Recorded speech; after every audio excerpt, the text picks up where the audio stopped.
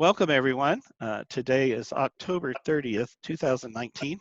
I'm Dr. Terry Hildebrandt. I'm the Director of Evidence-Based Coaching at the Fielding Graduate University, and today we have an esteemed panel of guests who are going to be talking about coaching clients later in life for creative longevity and wisdom.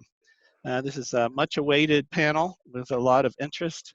We have 17 people live with us today, and I'm sure we'll be adding more as the meeting progresses. We are recording today's conversation, and we'll have that available later on Fielding's website, which you can reach at coach.fielding.edu. Today, I'd like to briefly introduce our panelists. We have Connie Corley, who is faculty in the Human and Organizational Development programs at Fielding. We have Marjorie Wu, who is an HOD alumnus of Fielding, and then Lois Kahn-Fourier, who is also an alum of Fielding's Clinical Psychology and Evidence-Based Coaching program. So we're really thrilled to have all of you here today. So if we could begin with just some brief introductions, I'm going to ask each of you to talk a little bit about your journey of coaching people later in life. So if you could talk a little bit about how you have come into coaching and your interest in working with this particular population, and then we'll continue the conversation from there. So why don't we start today with Dr. Connie Corley. Okay, thank you, Terry. I'm so excited. I know we talked about this earlier this year, doing something focused on creative longevity and wisdom, which, by the way, for those who are not familiar with Fielding, is a doctoral concentration in our School of Leadership Studies that houses our HOD degrees, Human Development, Organizational Development, and Change, but are available to anyone in the doctoral program.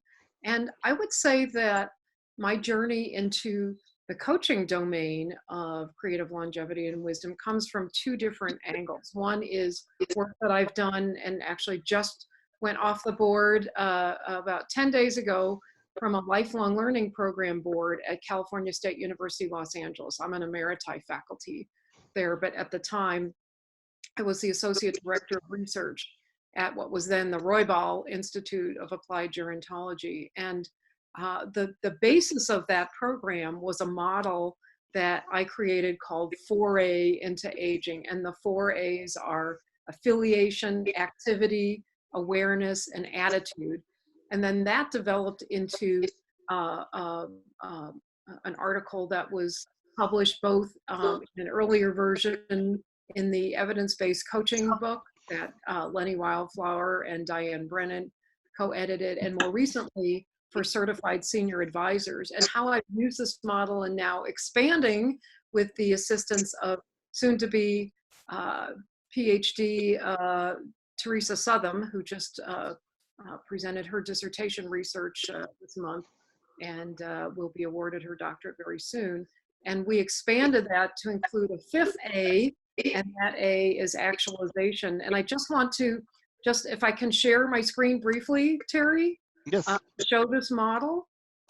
I want to just tell you these 4As. I got originally inspired to call it acing aging because of the 4As, but the A's again are attitude, affiliation, activity, and awareness. But then we've added, I don't know if you would call it the Joker or a trump card. I hate to even use that word, but actualization is now the fifth A. So I've used this primarily in working with older adults who are lifelong learners. And now my new journey is to work with people who are actively caregiving for someone. It might be a parent, a spouse, a friend, or even a child with a disability. And I want to also in particular focus on life after caregiving embraced. So there's an ACE within that embrace. What happens when people are beyond this caregiving journey? And again, that is often an opening in the later part of life to being free of certain kinds of responsibilities. So that's how I launched my my coaching emphasis in the creative longevity and wisdom domain. Great. Thank you, Dr. Corley. let's hear from Dr. Marjorie Wu. Morning, and I'm Marjorie Wu, and I am from Chinese parents, and grew up in educated in a global community, and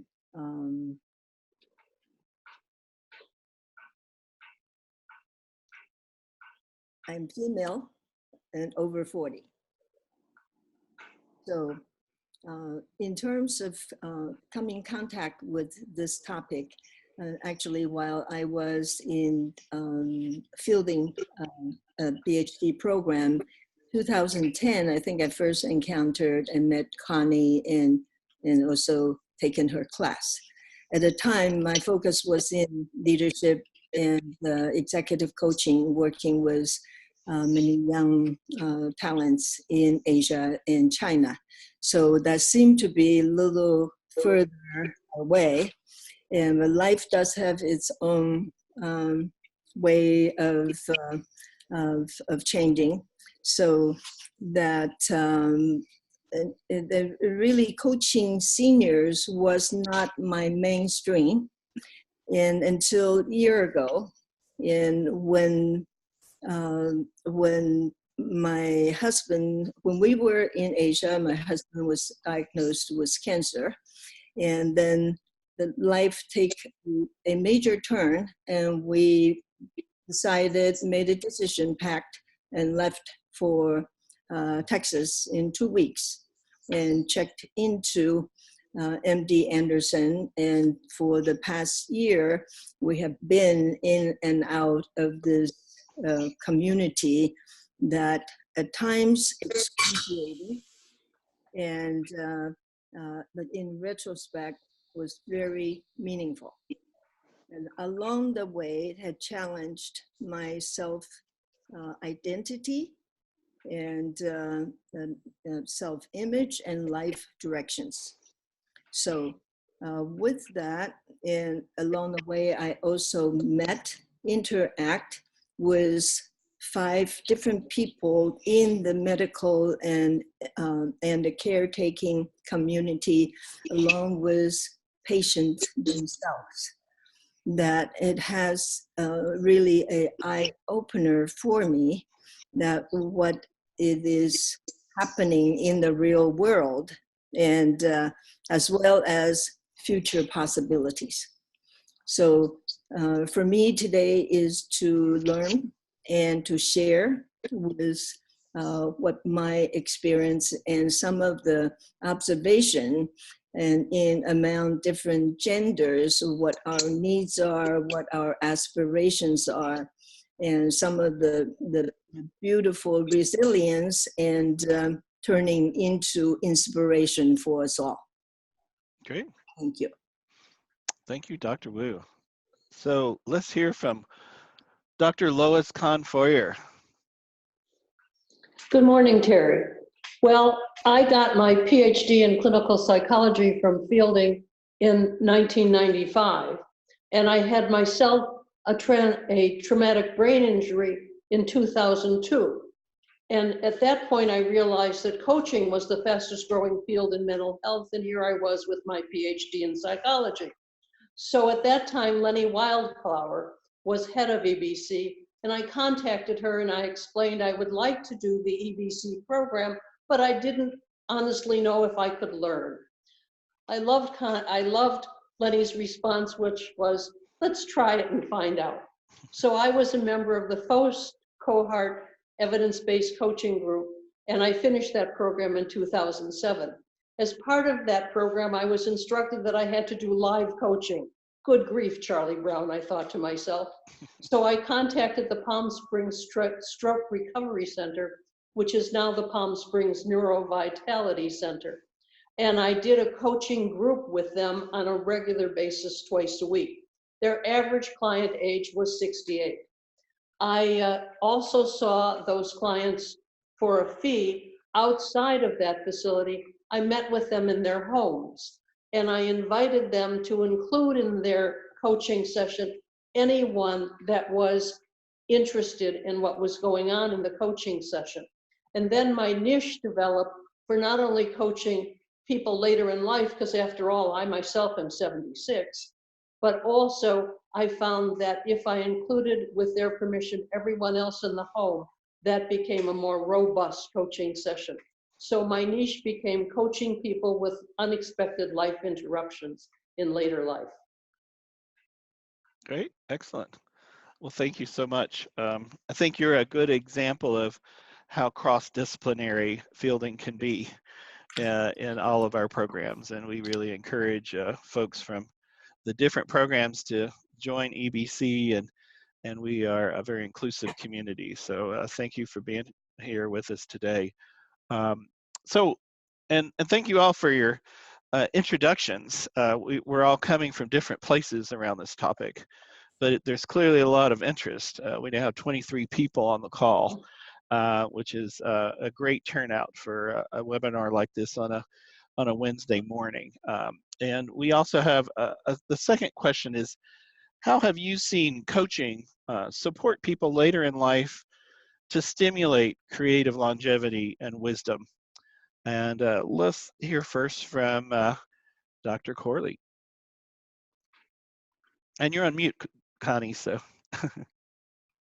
Thank you. I live near a train, and you never know what noises. In Southern California, we have lots of people with lawns that get groomed, usually in the mornings when it's cooler. So that's why I was on mute. But I feel that there has been such an explosion of interest in not just older adulthood, but especially midlife, when people are contemplating what they're doing with their lives, what they haven't done that they still want to do.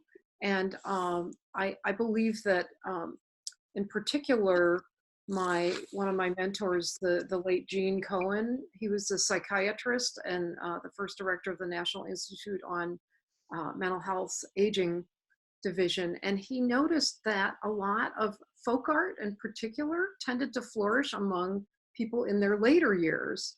And so he started to explore the neuroscience of it and discovered that as people get older, what we might consider, some people now don't say there's a right and left brain the way that we think of it, but if, conceptually we think about the various functions of the brain, and that there's greater connection between these parts of the brain. And so the idea of becoming creative for people to flourish in an artistic realm. I know I have a friend who's in her 70s and she now does improv theater. I know many people, including a very dear person to my heart who I've written and presented about a lot, a 98-year-old Holocaust survivor, Erica Leon, and she started painting in her 70s.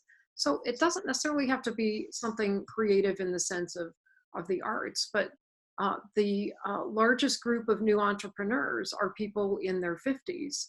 So I think it's very important for people to realize that to just spontaneously do something isn't always that easy, that having a coach, having somebody who can guide you in, taking that leap, so to speak.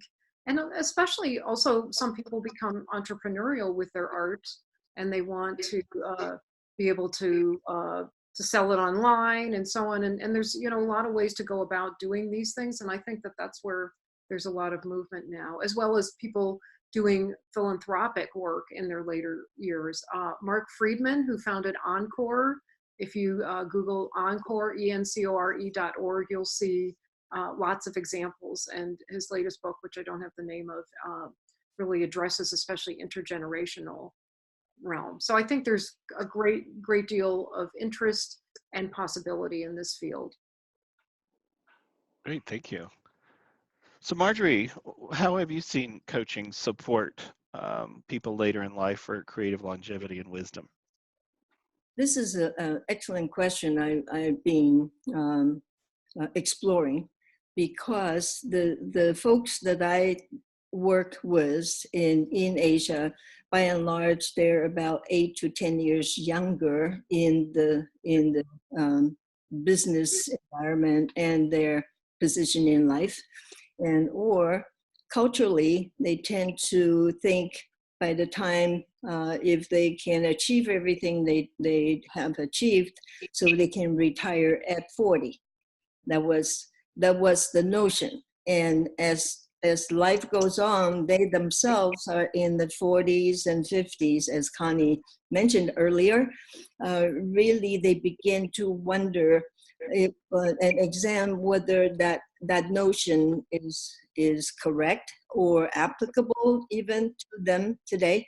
So that creates some confusion and some really re-examine of self-identity, as well as the cultural realms and things have accelerated today. So there are a lot of questions out there, and the notion of senior, and they look at themselves, that doesn't quite match. However, there is a concern, and what come ahead, they don't have the answer. And some of that is also applicable to myself. I'm somewhere in between, and yet was my personal experience in the last year in Houston and MD Anderson, and come in contact with people anywhere that's a little older, but anywhere between 50 to 80. And what they have demonstrated was such courage and such tenacity, and the curiosity about what is possible, that is a really eye-opener. So I had the opportunity, not so much as a coaching contract, but more of a coaching conversation, that to learn and to be and to observe. And so that I myself was also part of the recipient of that understanding conversation. So I can see this topic, it is such importance, as well as in various parts of the world, globally. So since we the global population is aging, and to identify what's meaningful will be a very helpful area. Great, thank you. So Dr. Lois, love to hear your perspective on this. Well, let me first talk about coaching a group of people of my peers. That would be old people, elders, or people later in life, whichever metaphor you would like. Mutual sharing in a group brings about mutual support. People feel, in my experience, less isolated. They bring up family stressors. And you know what? Other people in the group have experienced the same thing. And so frequently people in the group would nod, which is what I think we want in a group situation, is that sort of mutual support. I also found that asking our favorite powerful questions, for those of us familiar with that topic, brought about wonderful things for people later in life. For instance, what is standing in your way? Well, what do you mean standing in my way? I mean, what if you could accomplish something right now? What would it be? Well, I'd like to feel more peaceful. Well, what is preventing you from being more peaceful? And so that kind of dialogue, I found, brings lots of support. And in addition, one of our favorite questions, can you tell me more about that? Frequently, I found that my peers give very brief discussion and brief answers. And when you invite more, they sort of hesitate. And you know what? If as a coach, you could excuse the expression, shut up and listen. These people have a lot of wisdom to share. It's just about asking the right questions and listening. So I think mutual support comes from both individual and group coaching situations. Excellent, great exploration, right, around going beyond one-on-one into group and how important that is. So you've already begun to explore this topic for us, Lois. So I'm going to ask you first, what are some of the common topics that come up in coaching people later in life? Well, among the first, thank you, Terry, is accessibility. You know, accessibility both in terms of the site, where are you going to meet with this person, and accessibility also of finances and of transportation. So accessibility is a huge issue that comes up. Many people, my peers, have hearing, visual, and financial limitations. Hearing aids, in case those of you who hear well don't know, are not covered by insurance nor Medicare for the most part. And so visual and auditory limitations are among the things that we must pay attention to in coaching with seniors and elders. Also, people who are my age often are on medications which restrict their food intake. So the social dining opportunities must be aware of the limitations on their food restrictions. And so I would just say, whatever you think you want to do, could you just please ask the person if this is acceptable to them and what their restrictions might be. Yeah, all important topics. Marjorie, I'd love to hear your perspective. What are some common topics that have been coming up for you and coaching people later in life? That's when Lois was talking about that, and struck me in the sense of in terms of accessibility and transportation and all. Beyond that, the group I've been talking with and also learning from, they have much to share.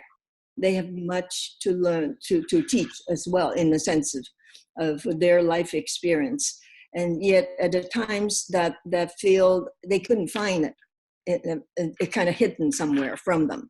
And two things I observed. One is for women, somehow the self-identity of when they are, when one of their spouse that's passed away, or they themselves began to experience those physical challenges, then in terms of their financial planning, they wonder for years that they actually have been taking the responsibility for the family in all different areas. However, there was always need to ask for permission to do so.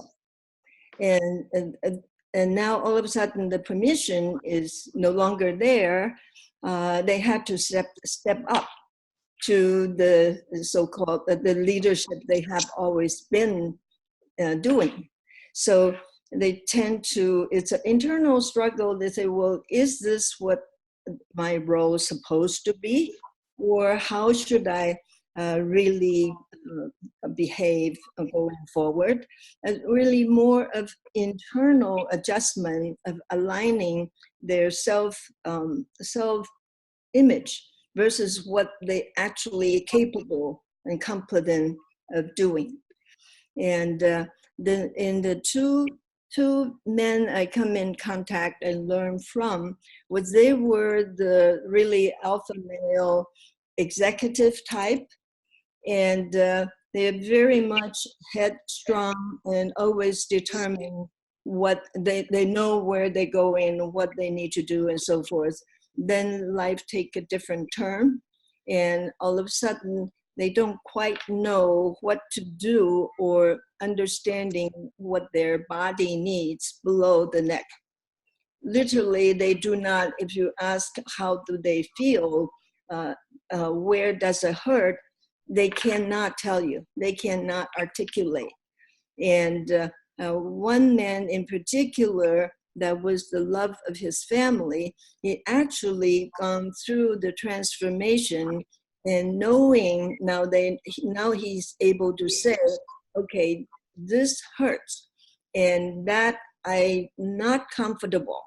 And he's able to tell the doctor exactly how he need to align with his own physical and emotional beings to change some of, so that be able to assist the doctor to better treat him and caretakers to look after him.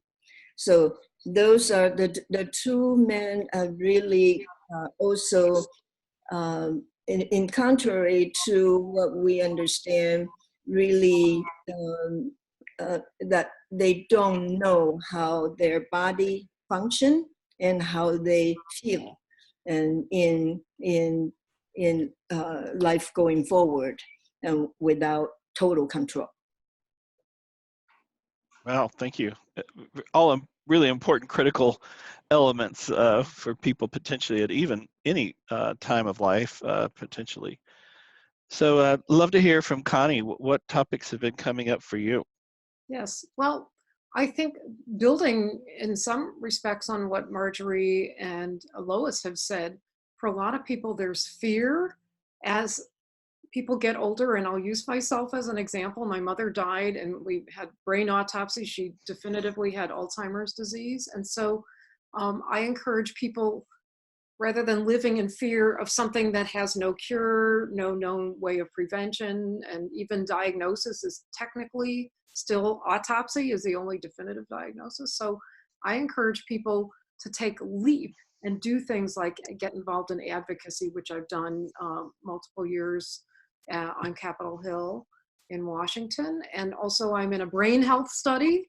And so I think a lot of people are afraid, well, you know, maybe I won't be able to follow some kind of path because I don't have the tech savvy, or I don't have the resources, or, you know, maybe I don't have the energy. So I would say conquering fear through encouraging people to be courageous, and also acknowledging the resilience that people bring forward. Many people, by the time you get to be 50 or 60, you've been through a lot in life. And a lot of people don't know how to process some of their earlier experiences. So when Marjorie talked about people being, you know, cut off from the head down below, the body stores so much trauma. And yet through various ways, there's so many modalities now, and things like mindfulness are very, very prominent. So helping people find access to resources where they can really explore some of these issues and acknowledge their own resilience. And then the last thing I would note is I haven't seen as much of this in the gerontology field as when it first came out, but this concept of life review, looking back on one's life, writing about one's life, story groups. I think people are doing these things. They may not call it life review, but I think there's great potential in having people explore, as Marjorie talked about, your identity, the change in identity.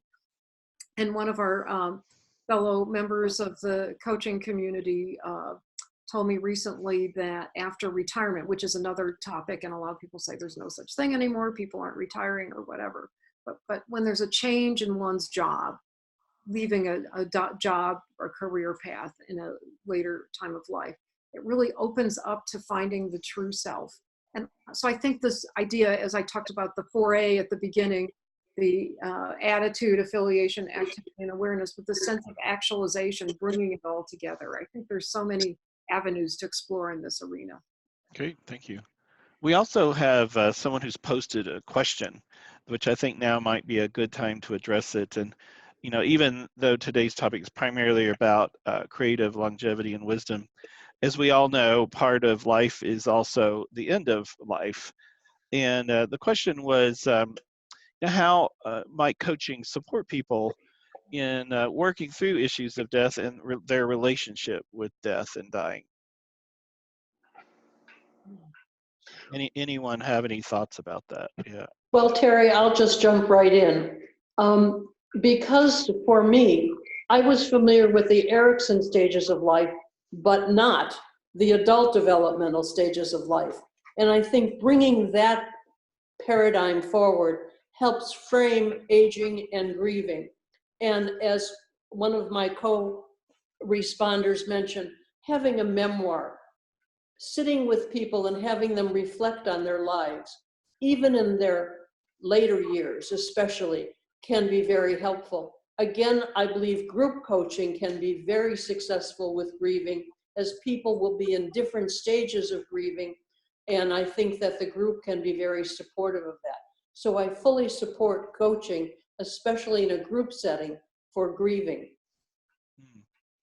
Because you mentioned earlier, Connie, about loved ones or spouses. I think Marjorie mentioned this too. That it's a reality of at some point in our lives, significant others in our world will be moving on, and so Lois, I appreciate what you're talking about in terms of using group coaching for grieving as well.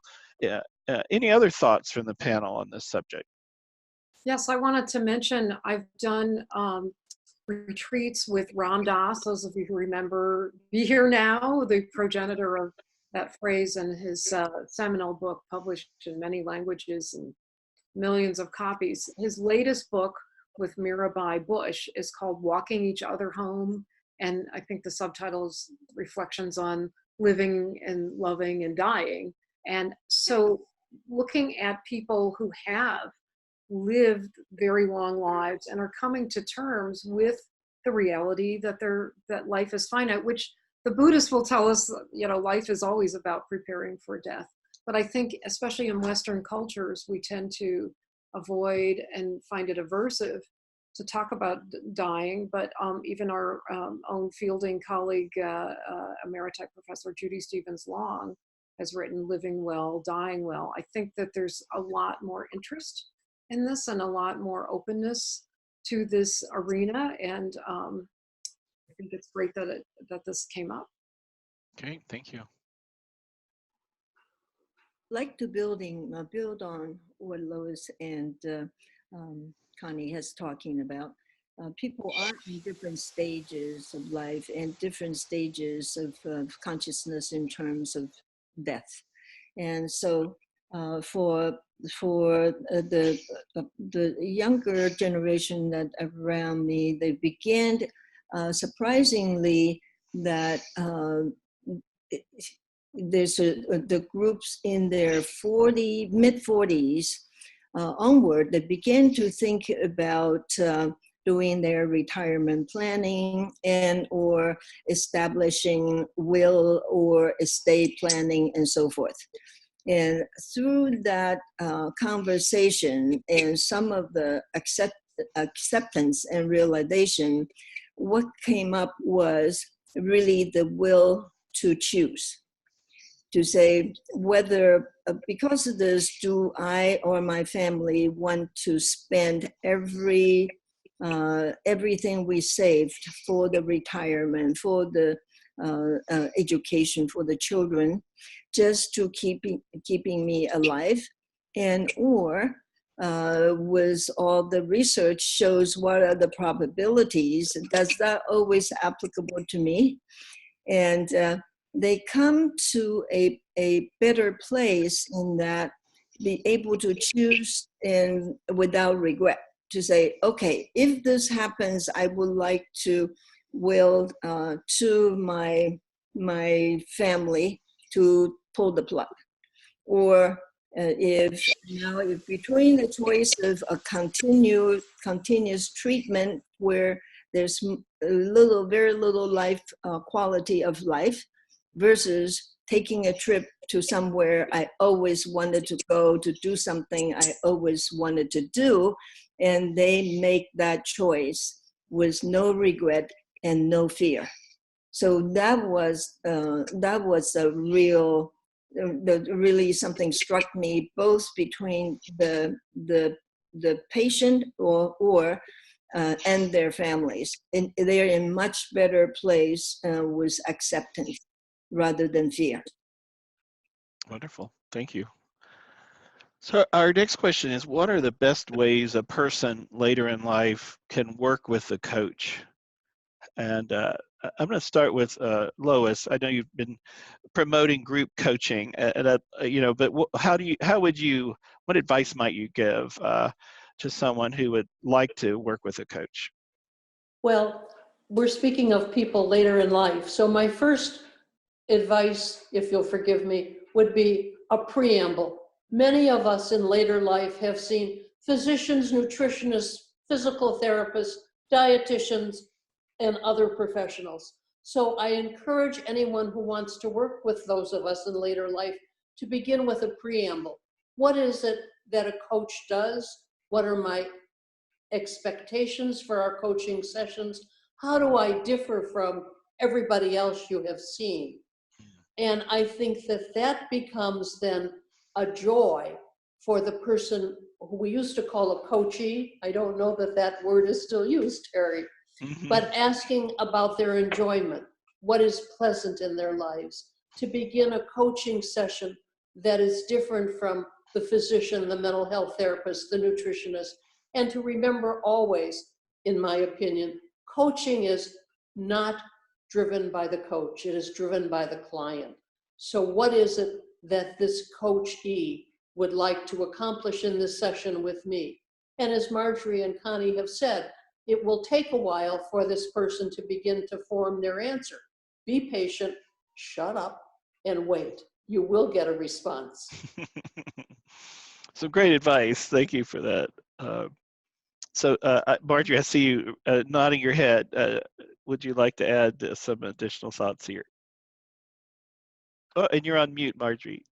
Okay. What I really can resonate was when I first met a group of people at the retirement community, and they are from various professional background and is still agile and active. And in the conversation, they were talking about today's technology is so far advanced and it's so challenging for them to get used to, and some of the things that their children or grandchildren are doing, they totally could not understand. For example, that when they were young, they were taught not ever to get into a stranger's car, now Uber and Lyft or whatever, it's a norm.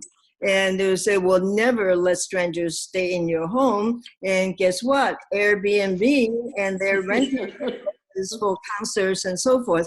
They were, in some ways, they can see it is working because their children and grandchildren are all doing that. But in their mind, is this the right thing to do, or it's not certain? This is just a small example where they are questioning a lot of different cultural biases, their beliefs, and versus what is happening right now. And we just thought one thing that we all can agree on is, well, let's just be curious and take one small step towards something that you really wanted to do. So if you want to be able to get online and communicate with your family, then get one of your children or grandchildren to teach you one thing. So, like half an hour a day or one skill a day. And that seemed to work, just one small step that is actionable. And then we're going forward with it. Great, thank you, Marjorie. Connie, any additional thoughts? Well, I see there's a lot of questions that are popping up, so I'll be very brief. But I think it's very important for people, especially when they're used to doing so much for other people, or as Lois mentioned, there's all these practitioners, if you will, but people by the time you get to be 50, 60, whatever, you've seen lots of different healthcare professionals and so on. So what coaching really offers, it's a chance to look at oneself, and it's not like an indulgence, it's not reimbursed and so on and so forth, but it really is, it's an honor and a gift to the self to be able to take this type of journey that really is focused on, the client or the coachee or the person who's embarking on the coaching journey. And the support, it's a very supportive and nurturing approach. So I think that's one way to introduce it to people. Great. Yes, as you mentioned, Connie, there's a number of folks in the live audience that have some questions. So I believe, Candace, you would like to come online and ask your questions. So if you wouldn't mind, go ahead and unmuting yourself. We see you, Candace. Yep. Can you hear me? We do. Great. Well, first, I just want to say this has been incredibly moving to listen to you all. And I have the sense of like actually breaking down the definition of achievement and what the whole of a life is about. And so I just first wanted to say I'm full of thoughts and ideas, and I just really appreciate what you've, well, different things that you've named that we often don't talk about. The question that I have is around the kind of creativity that can spark between generations.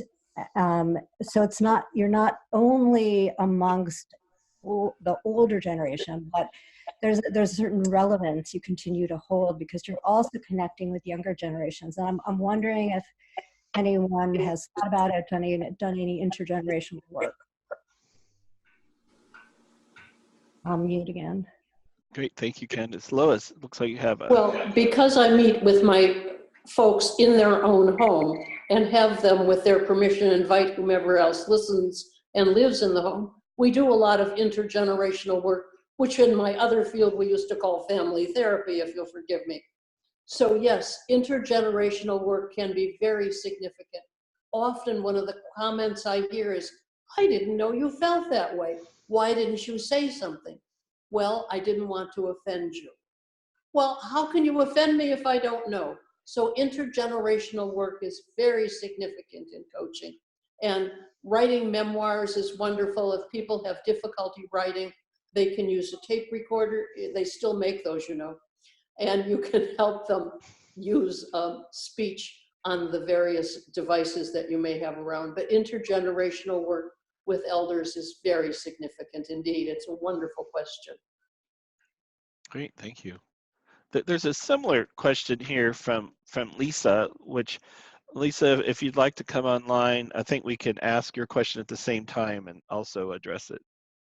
Sure, yes, thank you for your time today. And overall, yes, on the same note, can you share maybe your thoughts and best practices or insights on how to foster kind of a culture of reciprocal knowledge in an intergenerational work environment for professional development and intercultural?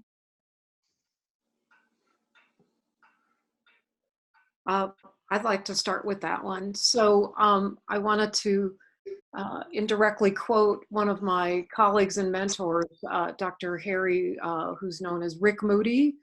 And he's written many, many books and textbooks in particular that are, you know, really seminal in teaching gerontology courses. And I'll never forget one time he told me that there are people who feel like, why do you need older people? You can just Google it. And at first I thought, well, that's kind of hilarious. But then I realized that there is a sense that somehow knowledge is accessible in lots of different ways, and that you don't necessarily need people who've lived through different experiences or have a certain level of expertise. So I think what intergenerational work does is it allows people to realize that we all have wisdom within us. Some people, you don't automatically become wise as you become older, but there is a place for experience, perspective. Older adults, it is said, become less reactive to things. So sometimes having the presence of someone who can listen, just even to listen, to be a loving and giving presence for a younger person is so powerful. And also I've been involved in a project at the Motion Picture and Television Fund on social isolation and loneliness, not only in a big city like Los Angeles, where everybody's spending more time in their car than they are with other people, but in England, they have a minister for loneliness. This is an issue that is not just, you know, older people who might be living alone. There are younger people who really could thrive in the presence of people from other generations, and in particular, not their family members. Sometimes it takes a neighbor or someone in the workplace. So I believe this is an area, when Terry, you asked, you know,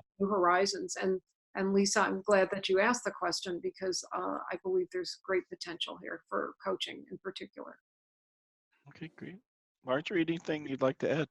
Yeah, I was what Connie and Lois were saying, that I also observed in the group gatherings that intergeneration also cause the older generation to reflect on that they can change as well, and that they don't have to be always right because they're older.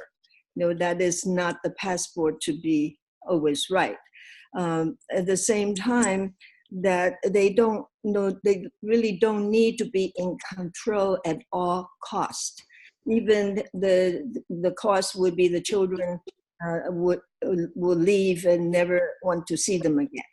And so it's like it's okay for the grandfather to ask questions or ask for direction. Usually it will kill them if the grandchildren stop and ask for direction, where to go.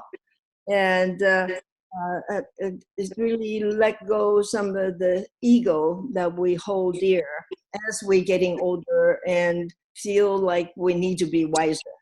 So that seemed to open up much communication between the younger generation they so much want to be with. Real interesting point, especially with all the change that we're seeing globally and the expansion of different realms of disciplines and expertise. It's impossible, right, for anyone to really always know best. Absolutely. Lois, you have a thought? Yes, I believe I don't pronounce it right. Valiant's book, Aging Well, talks about the stages of adult development. One of them is keeper of the meaning, and that is reflective of preserving what is going on in this family, either by writing it down or speaking about it. It is, I think, a wonderful intergenerational moment to be the keeper of the meaning and to share the culture and the nuances of the family. Great, thank you.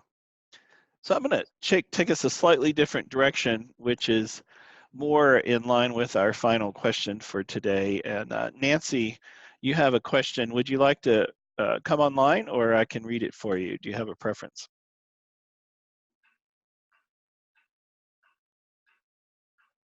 Could others who have questions just put it in the chat, and maybe we could, at least we'll know what it is. And if there's any follow-up, maybe we could have a part 2 in the early part of the year. Absolutely. So I'll go ahead and read Nancy's question. So her question is, she'd love to hear comments on the business viability in this client realm of folks later in life. And as has been shared, there may be limited financial resources. So any thoughts on really making a business of coaching folks later in life? It is my niche, and I would suggest that financial limitations are significant. So whatever one's normal fee structure is, I suggest that they offer the person later in life a reduced fee. If you give stuff away, it is often not appreciated. So don't just volunteer unless, as both Marjorie and Connie said, you're with an organization. I believe that a reduced fee would be appreciated by the person later in life and also will keep you in business. Great. I know people who, and I will soon be doing this myself, go to places where older adults congregate. It could be senior centers. Some are a little cagey about that. But if you come because you have a topic you want to address, and often they're very happy to have someone come and speak for free. And then, you can let people know what you offer, as well as possibly doing some group coaching, because I know Lois has talked quite a bit about that, and go to where people are and then see what might be possible. Because for some people, the virtual aspect is not what they're looking for. They really want a connection. And if you're willing to go and be present with them in their community, I think that goes a long way. Great. Excellent. And I'd like to add to this is there in the medical community or surrounding areas that there are also foundations, nonprofit foundations working with various hospitals are in need of inviting coaches to work with their caretaker or patients. And that also a good channel to kind of start with. As for me, was inadvertently really wasn't looking at doing senior coaching, and yet through foundation work, and I have learned and from them, and also share what I practice with them. And so that's also another channel that's near medical center or hospital area as well. Great, thank you. So Lisa had a question about recommended for resources, and she says that one of her coaches is 88, and her coachees range from 77 to 88. So are there any recommendations that you might have for good resources for coaching folks later in life? And if so, we can certainly post those in the Basecamp site later as well, but any that come to my mind right away. I would like to follow up that I think the senior centers, which are now not senior centers, but they are changing their name to gathering or wellness centers, are affordable and a wonderful place for seniors to congregate and to share, as well as OSHR, if you're familiar with the OSHR programs in various communities, which offer, I think, affordable opportunities for both socialization and learning. In fact, I have submitted to OSHR here in my community this very topic, which is being considered for spring presentation. Thank you, Terry. Great, absolutely, thank you. I want to say, I think there's really a need for more work in this area. And once again, Teresa Southam, I pointed out. Teresa, can you come on? Are you in a position to do that? Her groundbreaking dissertation, which will hopefully be in ProQuest in maybe a couple of months by the time the proofreader gets to it and so on. But Teresa, do you want to talk a little bit about, I know we don't have that much time, but what would be your response about working with people 70 and older? Well, hi, everybody. I'm in my dog walking clothes, so I didn't want to come on video, but here I am. I have just finished a study on 9 highly generative, wise, and transcendent older adults in their communities, and it has been such a great year for me, such a pleasure. I would say that something I noticed, just capturing it in a phrase, is that there's a greater concentration after 70 on just being as opposed to doing. A lot of the younger folks that I met, the 60 to 70-year-olds, were still in a very much a legacy-making, doing stuff kind of realm, but a lot of 70 plus were just present for people they met on the street, their grandchildren. And so my study looked at the value of that just being. And it does really help to use those tools that have already been mentioned, the life review, we did that in the study. And also I posted in the chat there, the life forward plan, because we have to remember that at age 70, you're still in continuous development. You're developing as a person. And Dr. Pamela McLean's resource, Life Forward, really acknowledged is the continuous growth in folks until the day they die. And so there's still a need for that support for the continuous development. Wonderful, thank you, Teresa. Yeah. And I think we can continue some of this dialogue in the Basecamp for our coaching community of practice. There seems to be a lot of interest, and hopefully we can post some resources that have been shared here in the chat room as well. Given our last minute here, if each of you maybe could provide 10, 15 seconds, any advice you have for coaches that might be interested in specializing with folks later in life, what advice might you have? So let's start with Connie Corley. Oh, I thought you were asking the audience. So tell me again the question. Question is, what advice might you have for coaches who might want to work and specialize with folks later in life? Okay. What just popped into my head was always remember that within each of us, no matter how old we are or how young we see ourselves, whatever those words really mean, is that there's always potential, that there's so much that we haven't explored. And so if people are looking to like solve a problem or make a change or something, to really look more expansively and not necessarily narrowly. Thank you. Thank you. Let's hear from Marjorie. Oh, you're on mute. Sorry, Marjorie. If you could unmute yourself. Well, Marjorie, you're on mute. Let's go to Lois. Marjorie's having trouble unmuting. So I would suggest that anyone that wants to coach people my age, so accessibility is an issue. When you meet with people, if they're to travel, transportation is an issue. I would also suggest if you have any leave behinds, also known as handouts, is the print bold and large. We're talking about people with visual and hearing deficits.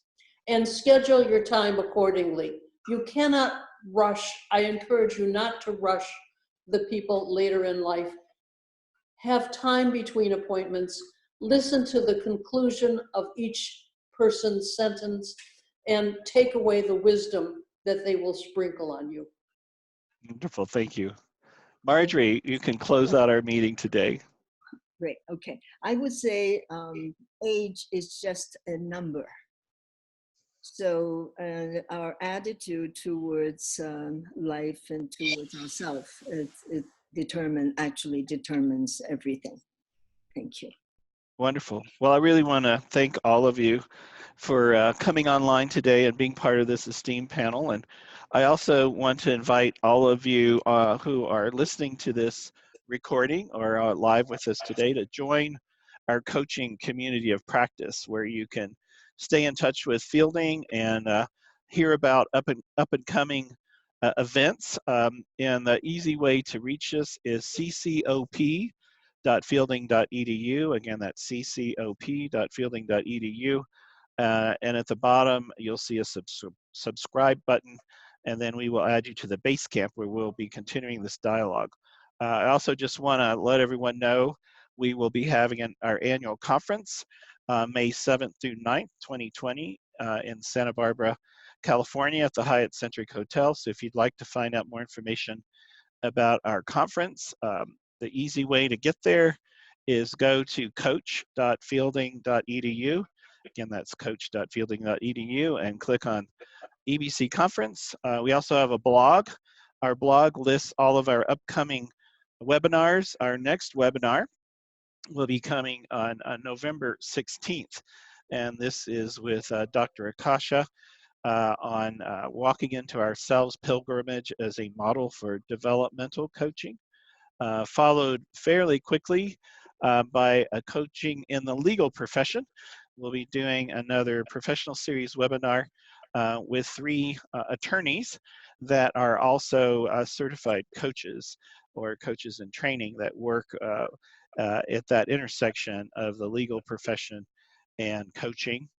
And then lastly, we also have coming up some information after that on a number of key research topics. So stay in touch with us by taking a look at our blog, which is just fielding.edu/blog. So thank you all for attending today. I'm going to officially close out today's webinar, and we will probably do one of these again in 2020. There was a lot of interest today, and some folks have asked for a part 2. So stay tuned for our part 2 coming up in 2020. So thanks again to our panel, and we'll talk again soon. Connie, bye. Bye. Bye, everyone. Bye. Yeah.